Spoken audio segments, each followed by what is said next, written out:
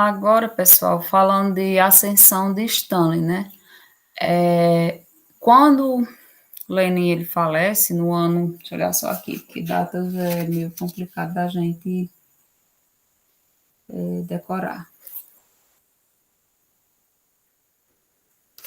Foi no ano de 1924, né? O Lenin ele morre, então há necessidade do Partido Comunista escolher um novo líder para a União das Repúblicas Socialistas Soviéticas, certo? E então entra em questão dois nomes para suceder Lenin, que é o Stalin, que era secretário do Lenin, certo? Era secretário desde o Partido dos Bolcheviques e continuou sendo quando esse partido passou a ser chamado de Partido Comunista. E também se lançou como candidato o Trotsky, que o Trotsky ele acompanhava o Lenin, né, desde quando, muito antes do czar ele abdicar do seu trono. Trotsky, para quem não lembra, era líder dos sovietes. Então, eles dois passaram a disputar o poder na Rússia, após a morte de Lenin.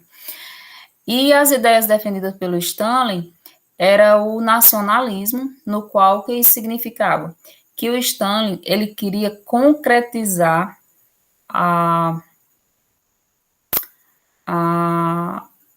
o socialismo, perdão, o socialismo na Rússia. Aliás, Rússia não, perdão, na União das Repúblicas Socialistas Soviéticas. Agora a gente tem que chamar o território por esse nome, pela União das Repúblicas Socialistas Soviéticas. Ele dizia que para poder expandir o socialismo para o mundo, primeiro ele tem que se concretizar definitivamente na Rússia, na União Soviética, porque até então isso não tinha acontecido. Ele ainda estava instável, né? O país ele ainda passava por muitos conflitos internos. Não existia a guerra, mas existia muitas opiniões contraditórias que ainda tentavam resistir ao socialismo. Então, para ele, como nacionalista, né, o Stalin dizia, não, a gente vai primeiro concretizar as doutrinas socialistas aqui na União Soviética e, posteriormente, com ela concretizada, nós vamos ganhar o mundo, espalhar o socialismo para o mundo. Algo que, inclusive, causava terror, né, nos países capitalistas. É tanto que depois, posteriormente, vai ter a Guerra Fria lá na frente, que a gente vai estudar depois. E o Trotsky, ele defendia o quê? Defendia a exportação da Revolução Socialista imediata. É a chamada política internacionalista. Então, ele dizia o quê? Que era ainda não precisava concretizar definitivamente o socialismo na União Soviética para só depois ir para o restante do mundo. Não, poderia ser feito as duas coisas ao mesmo tempo. Então, ele era mais radical. Ele seguia bem a doutrina dos bolcheviques, né, que era o grupo que ele já acompanhava desde sempre. O Stalin também acompanhava, sempre acompanhou os bolcheviques e continuou acompanhando quando passou a ser chamado de Partido Comunista. Porém, ele era, vamos dizer assim, mais sensato. Ele acreditava num socialismo mais gradativo para o mundo, certo? E foi aí que, lançando as suas propostas, o Stalin ele foi escolhido pelo Partido Comunista, pelos seus representantes, por uma assembleia, no qual colocou ele como o sucessor de Lenin. Agora ele iria, no caso, governar a Rússia. Aliás, perdão, a União das Repúblicas Socialistas Soviéticas, certo? E só que o que foi que aconteceu?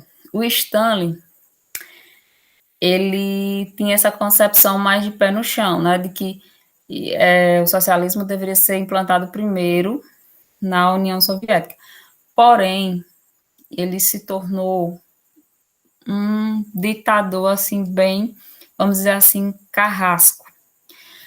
Ele, imediatamente, quando ele assume o poder, o Stanley, ele manda exilar todos os artistas, certos jornalistas que criticavam o seu governo de alguma forma, ou através da arte, ou através de jornais ou revistas. Ele mandou exilar, os que não foram exilados foram presos, foram assassinados. Ele implantou uma política de terror na Rússia. Na Rússia, não, perdão, na União das Repúblicas Socialistas Soviéticas, certo?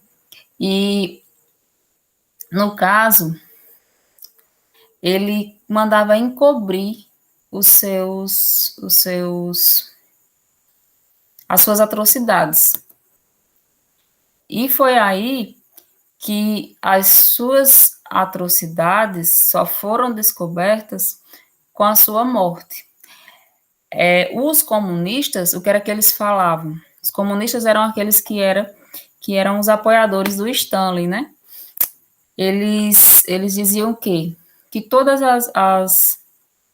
as histórias tenebrosas daquilo que o Stanley mandava fazer com as pessoas eram ideias mentirosas repassadas, né, duplicadas pelos países capitalistas que estavam com medo do socialismo, como no caso a Inglaterra, os Estados Unidos, a França, a Itália, o Japão. Então, para os comunistas, eles falavam para a sociedade que todas as histórias eram mentirosas sobre Stalin, que ele era um bom líder.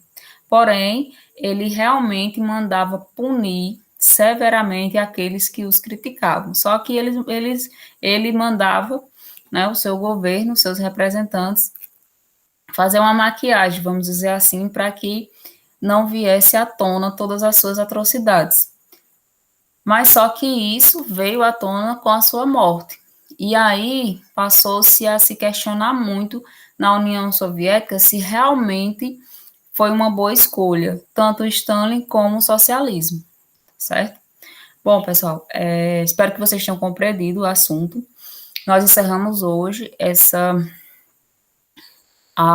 assunto sobre a Revolução Russa, tá bom? E vamos falar dela novamente, mais especificamente da União das Repúblicas Socialistas Soviéticas, lá na frente, quando a gente chegar na Guerra Fria, tá bom? Então, um grande abraço a todos e qualquer dúvida, você vai me perguntar.